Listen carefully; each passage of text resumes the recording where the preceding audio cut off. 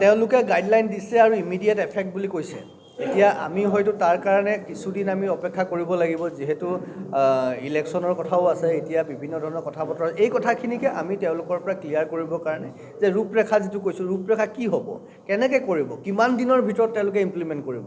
গাইডলাইনখন দি দিলেই নহ'ব, যে দিছে আমি ভাল পাইছোঁ, কিন্তু আমাক কিছু ক্লিয়াৰিফিকেশ্যন লাগিব। সেইকাৰণে আমি দেখিছে আপোনালোকক 5 পৃষ্ঠাজোৰা আমি ইতিমধ্যে পত্ৰ প্ৰেৰণ কৰিছোঁ।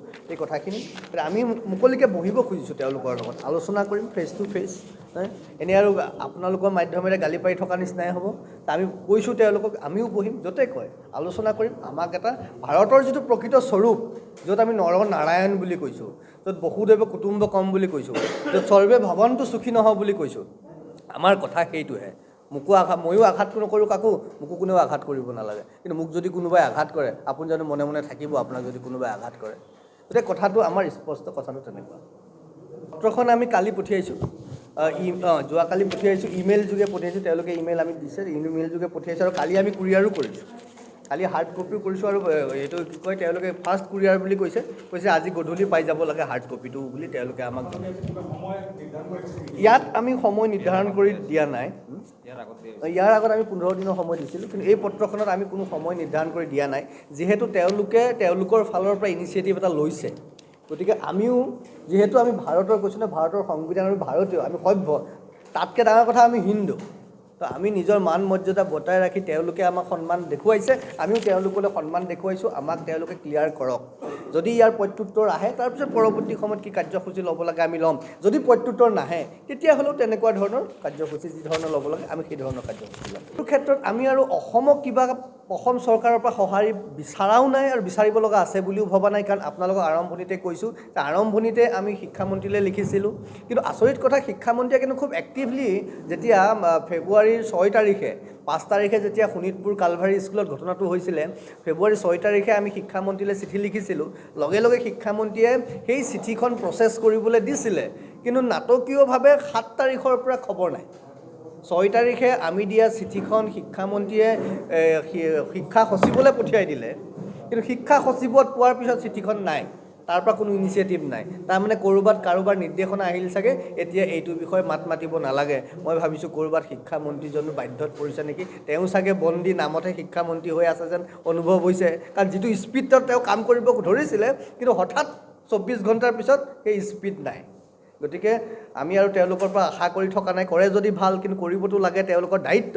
কাৰণ তেওঁলোকো ভাৰতীয় নাগৰিক, মন্ত্ৰী হোৱাৰ আগত কৈছোঁ নহয়, প্ৰধানমন্ত্ৰী, ৰাষ্ট্ৰপতি, আৰ্টিকল 51A উৰ্ধত কোনো হ'ব নোৱাৰে।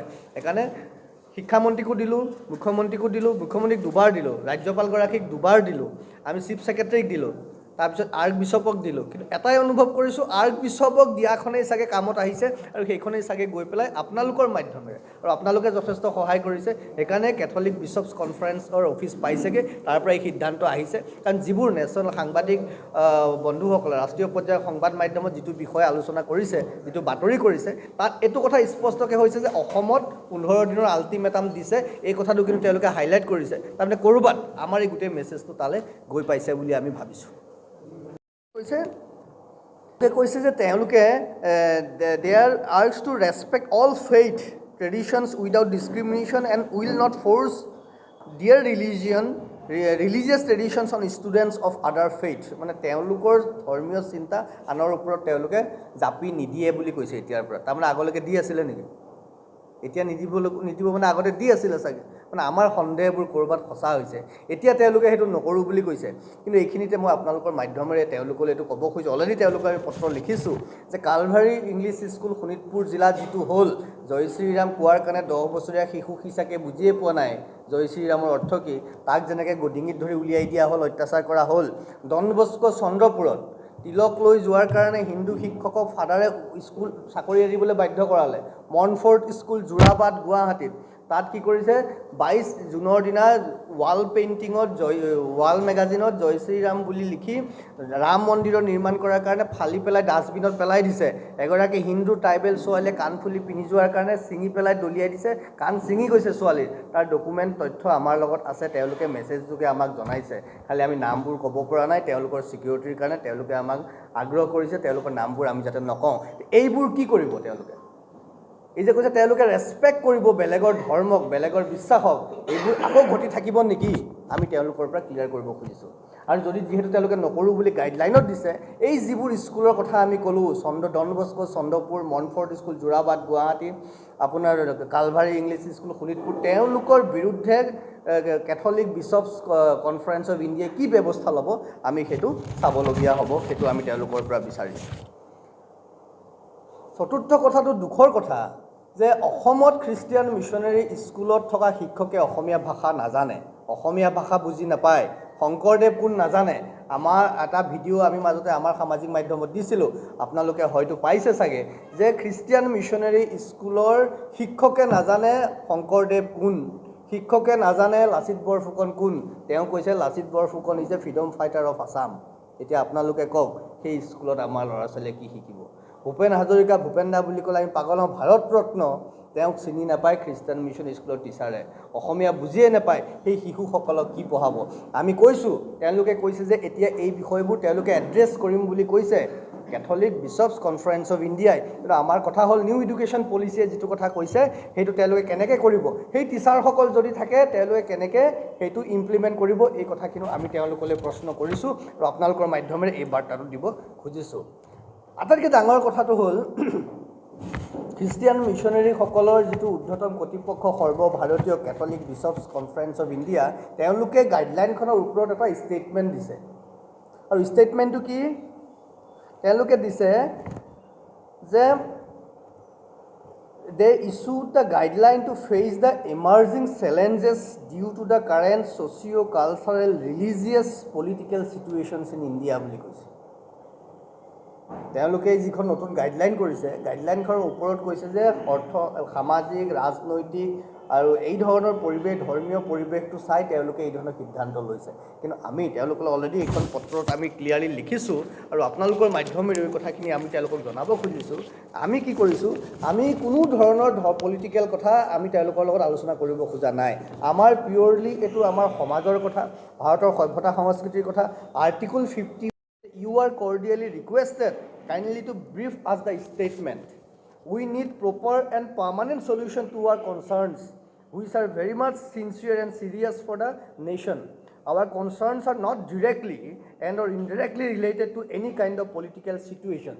Political situations যেনেকুৱাই নহওক আমাৰ কথা কোনো বস্তু কেতিয়াও সলনি নহয় আমি যি কৈছোঁ সেইটোৱে কৈছোঁ Our concerns are purely based on Article 51A of the Constitution of India and to protect the sovereignty, unity and integrity of India, to promote harmony and the spirit of common brotherhood amongst all the people of India, transcending religious, linguistic and regional or sectional diversities, and to value and preserve the rich heritage of our composite culture.